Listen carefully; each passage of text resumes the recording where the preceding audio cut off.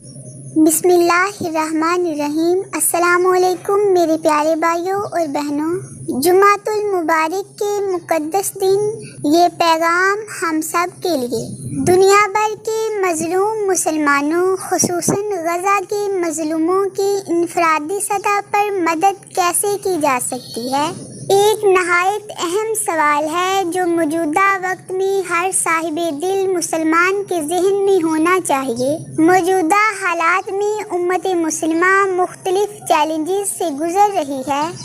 ظلم، ناانصافی، جنگ، فقر، تعلیمی پسماندگی اور اتحاد کی کمی۔ ایسے میں انفرادی طور پر ہر مسلمان کا کردار بہت اہم ہو جاتا ہے۔ ہم انفرادی طور پر مسلمانوں کی مدد کیسے کر سکتے ہیں؟ سب سے پہلے ہم نے اپنے آپ کو بہتر بنانا ہے۔ جب ہر فرد خود کو درست کرے گا تو امت درست ہو جائے گی۔ اپنے گناہوں سے توبہ کریں، نماز قائم کریں، قرآن سے تعلق کو جوڑیں، حلال کمائیں اور اپنے کردار سے امت کا وقار بلند کریں۔ سب سے طاقتور ترین چیز دعا۔ جب ہم بے بس محسوس کرتے ہیں تب دعا سب سے بڑی طاقت بن جاتی ہے۔ ہر نماز کے بعد رات کی تنہائی میں سجدے میں گر کر روتے ہوئے اللہ سے فریاد کریں، یا اللہ مظلوموں کی مدد فرما، ان پر رحم فرما، دشمنوں کو ذلیل و رسوا کر اور ہمیں مظلوموں کی مدد کا وسیلہ بنا۔ دعا سے تقدیریں بدلتی ہیں۔ دعا ضرور مانگیں۔ جتنا ہو سکے مستند اور معتبر ذرائع سے مالی مدد کریں۔ اپنی حیثیت کے مطابق جتنا اللہ نے آپ کو عطا کیا ہے اسی کے مطابق صدقہ کریں۔ صدقات بلاؤں کو دور کرتے ہیں اور مظلوم کی پکار عرش کو ہلا دیتی ہے۔ اپنے گھر، محلے، اسکول، سوشل میڈیا اور جہاں جہاں آواز پہنچا سکتے ہیں وہاں پہنچائیں۔ غزہ میں کیا ہو رہا ہے، مظلوموں کے ساتھ کیا ظلم ہو رہا ہے، یہ باتیں خاموشی سے چھپائی جا رہی ہیں، لیکن ہماری آواز ان کے لیے چراغ بن سکتی ہے۔ اپنی زندگی کے فالتو خرچوں کو کم کریں اور اس بچت سے کسی کا پیٹ بھر دیں، کسی کا علاج کروا دیں، کسی یتیم کی تعلیم کا بندوبست کر دیں۔ ہمارے سادہ سے عمل کسی کے لیے زندگی بن سکتے ہیں۔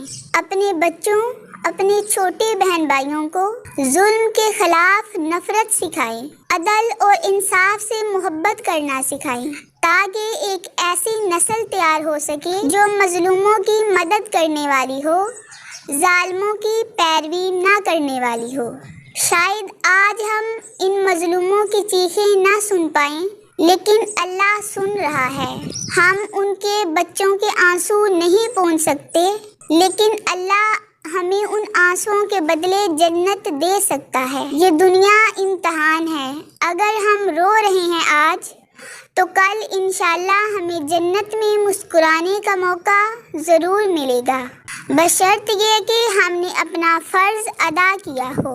خاموش رہنا بھی ظلم ہے، خاموش رہنا ظلم کا ساتھ دینا ہے۔ آواز بنے، دعا بنے، روشنی بنے۔ اللہ تعالیٰ سے گر گڑا کر دعا کریں، اپنے گناہوں پر استغفار کریں اور امت مسلمہ کے لیے نصرت، رحمت اور اتحاد کی دعا کریں۔ حالات کی سمجھ حاصل کریں، سچ اور جھوٹ میں فرق کریں اور دوسروں تک صحیح معلومات پہنچائیں۔ تعلیم کو عام کریں، خاص طور پر دینی اور اسلامی شعور کو فروغ دیں۔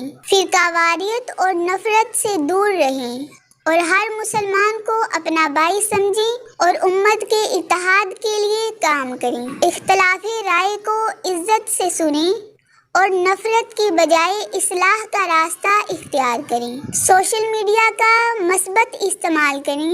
اسلام، امت اور مظلوموں کی حمایت میں مثبت آواز بلند کریں۔ جھوٹ، فتنہ اور گمراہ کن مواد پھیلانے سے گریز کریں۔ اپنے ارد گرد کے لوگوں کی خبر گیری کریں۔ اپنے محلے، مسجد اور برادری میں غریبوں، بیماروں اور اکیلے لوگوں کی مدد کریں۔